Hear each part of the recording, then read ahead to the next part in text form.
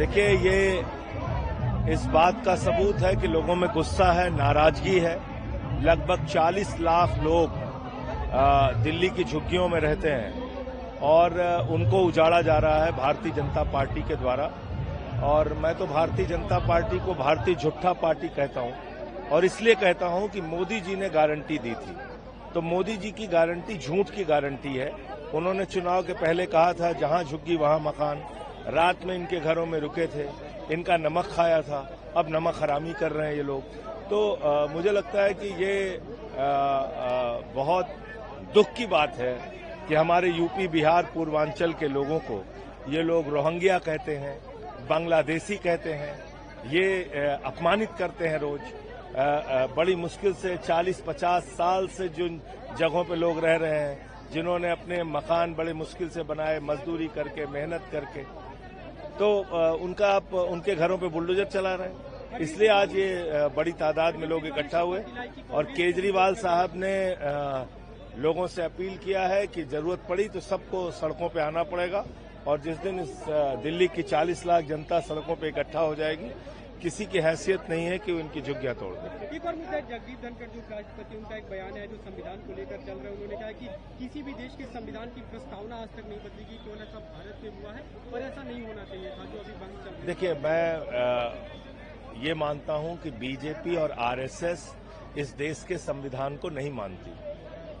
वो मनुवाद को लागू करना चाहती है, वो मनुस्मृति का संविधान लागू करना चाहती है। इस देश के दलितों, पिछड़ों, आदिवासियों का हक मारना चाहती है, अल्पसंख्यकों का हक मारना चाहती है, और इसलिए वो ये कवायद चला रहे हैं। उनको धर्मनिरपेक्षता शब्द से आपत्ति है, उनको समाजवाद शब्द से आपत्ति है। आप बताइए, धर्मनिरपेक्षता क्या है? हम सभी हमारा धर्म क्या कहता है? हिंदू धर्म वसुदेव कुटुंबकम, पूरा विश्व हमारा परिवार। समाजवाद का सिद्धांत क्या है? समता मूलक, संपन्नता युक्त समाज की स्थापना, यानी जहां पे गैर बराबरी ना हो, ऊंच नीच ना हो, अमीर गरीब के बीच में लंबी खाई ना हो, वो है समाजवाद। तो बीजेपी तो इसका विरोध करेगी ही करेगी। तो ये बीजेपी और आरएसएस की मिली भगत है। और प्रस्तावना, जो मूल प्रस्तावना थी, उसमें अगर कोई बदलाव भी हुआ तो इसी संविधान की रक्षा की तो शपथ ली है मोदी जी ने, इस्तीफा दे दें। संसद सत्र शुरू हो रहा है, क्या विपक्ष इस मुद्दे को उठाएगा? आप लोग क्या बातचीत? निश्चित रूप से उठाएंगे, निश्चित रूप से।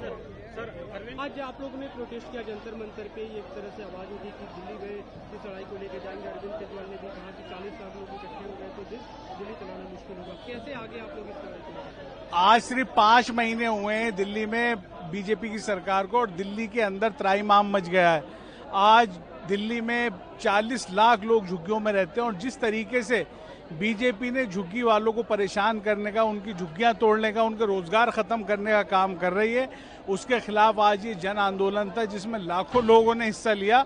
और इसको लेकर दिल्ली की सारी जनता जो है इस वक्त आक्रोश के अंदर है। और आम आदमी पार्टी दिल्ली की जनता की पार्टी है, और अरविंद केजरीवाल जी जो गरीबों के मसीहा हैं, वो इस आंदोलन में दिल्ली की गरीब जनता के साथ कंधे से कंधा मिलाकर खड़े हैं। एक और मुद्दा, अभी सावन शुरू होने वाला है, कांवड़ यात्रा। दिल्ली सरकार के वर्तमान मौजूदा मंत्री कपिल मिश्रा, उनका एक बयान है कि मीट की दुकानें फिर से बंद कराई जाएंगी। मैंने उनका बयान सुना नहीं है। देखिए, ऐसा है कि हम तो सभी का सम्मान करते हैं, और जितने भी हमारे कांवड़ भक्त जाएंगे, हम तो सबसे मोहब्बत करते हैं, सम्मान करते हैं, और मैंने उनका बयान सुना नहीं है, और हम सबकी आस्था का सम्मान करते हैं।